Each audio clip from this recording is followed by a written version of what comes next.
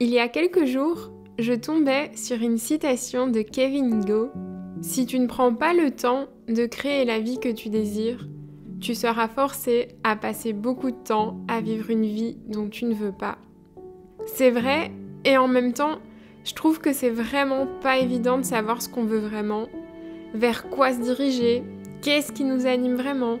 C'est aussi une question que je me suis posée il y a 1 an et elle a fait tout basculer.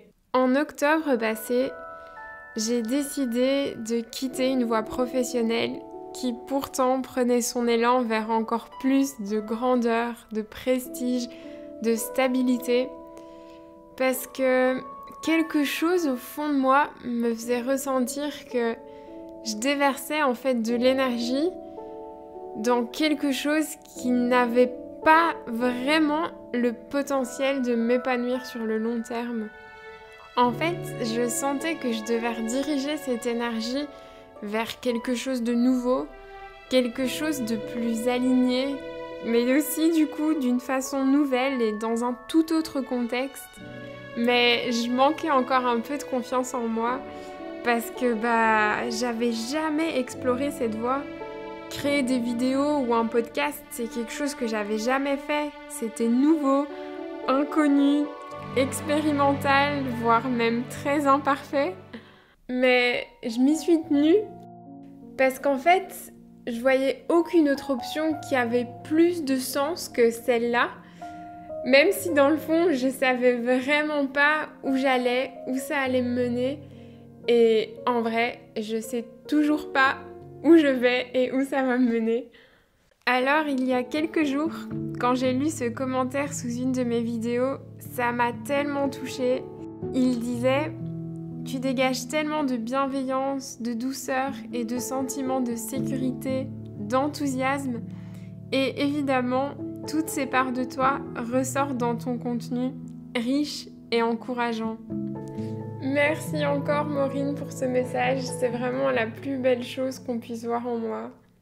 Malgré le fait que je m'aventure quand même toujours en terrain inconnu, je remarque qu'à force de pratique et de partage, je commence tout doucement à trouver ma patte, mon style et même à affiner ce dont j'ai envie de parler. Du coup, le plus beau compliment qu'on puisse me faire vraiment, c'est de voir de la valeur dans cette voie que je me suis quand même risquée à naviguer et de me faire sentir utile et à ma place dans ce qui m'anime le plus aujourd'hui, dans ce qui a le plus de sens pour moi à l'heure actuelle. Et je crois en fait que le plus beau compliment qu'on puisse faire à quelqu'un, ça contient quelque chose de révélateur parce que ça touche une zone sensible, une zone ou un truc qui a besoin de plus s'épanouir, de s'exprimer, ou qui suggère peut-être même un thème ou une piste à explorer. Alors, quand tu sens que ça vient du cœur, tu pourrais simplement ouvrir la vanne et offrir un compliment à quelqu'un qui t'a touché, exprimer tes ressentis, tes émotions. Dans certains cas, ils feront simplement plaisir, mais dans d'autres, ils pourraient encourager, ils pourraient planter une graine, voire même être source de révélation.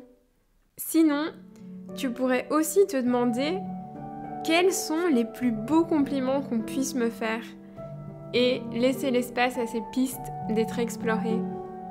Parce qu'un compliment, je pense que ça touche vraiment ce qui nous anime, voire même un compliment touche l'âme.